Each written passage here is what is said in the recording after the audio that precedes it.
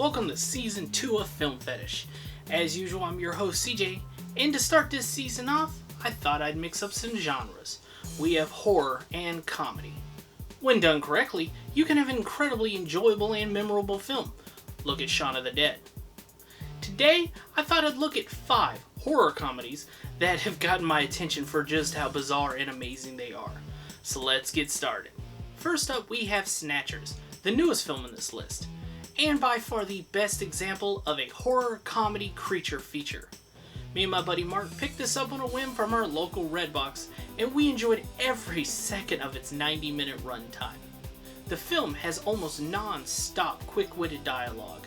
Every character in the movie is hilarious, and our lead creature is a little puppet, and he is so well done and has so much sass that you'll be rooting for him by the movie's end.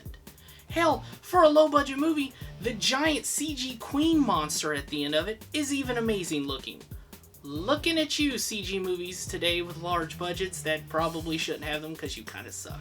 This is one of those movies where you can tell everyone behind the camera just had a huge love for monster movies of the practical era, and it shows with every single scene. If you haven't checked it out, find it. It's at Walmart or Redbox. Just find it. It's freaking awesome. Next up is the heavily underrated 2011 creature feature Attack the Block, starring a young John Boyega and the 13th Doctor herself, Jodie Whittaker. The film follows a gang of teens as they are hunted by a vicious pack of alien creatures who are shaped like gorillas, they're pitch black, and their teeth glow in the dark. Oh, and they hunt by pheromones. Go figure. What follows is a great humans versus aliens story full of improvised weapons and a ton of brutal death scenes. This movie came out and just disappeared, and it definitely shouldn't have. You should definitely check it out and spread it to all your friends. Like Tommy Wiseau's The Room, it should just keep going like a plague. And that's all I gotta say about that. It's awesome, check it out. Next up on our list, we have Ghoulies 3, which is a movie you probably didn't even know existed, or that there's even 4 of them in total.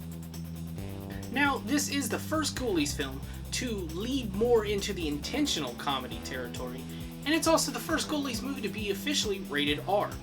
It's boobies. The movie is ridiculous, it is so full of cheese, but that's part of its charm. The movie has awesome, memorable death scenes, including one that involves a plunger, and by God, you have to see that to believe it. Now, this is a harder movie to get a hold of, but if you can, I do highly recommend it, as well as the first 2 in the series. Don't watch the 4th one.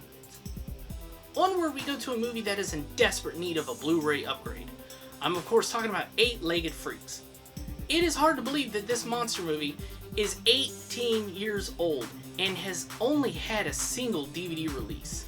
The movie is a homage to the giant monster movies of the 50s and 60s, and it follows a town who is forced to stand up against a horde of giant spiders who were infected by toxic waste.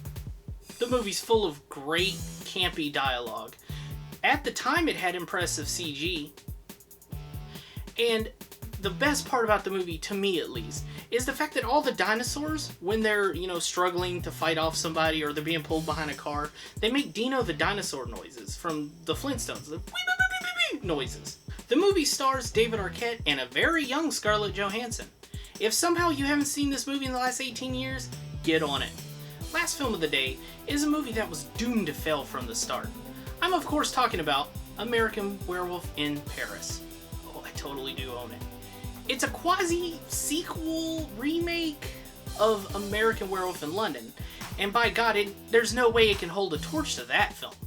Now, I rewatched it recently, and yes, the jarring, horrific CG is still, jarring. Jesus.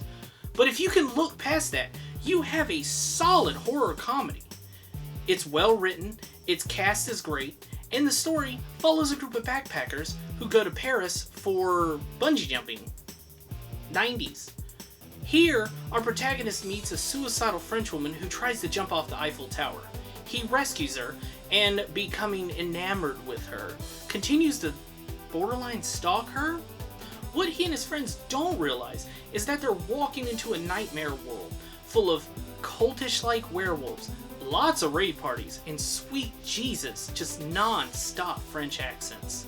If you haven't seen this movie, I highly recommend you shut your brain off, grab a six-pack, and enjoy. Well, there you go. Those are some of my favorite horror comedies. Any I missed? Any you'd like to see me do? Leave those in the comments below. As usual, if you like this video, please subscribe for future content.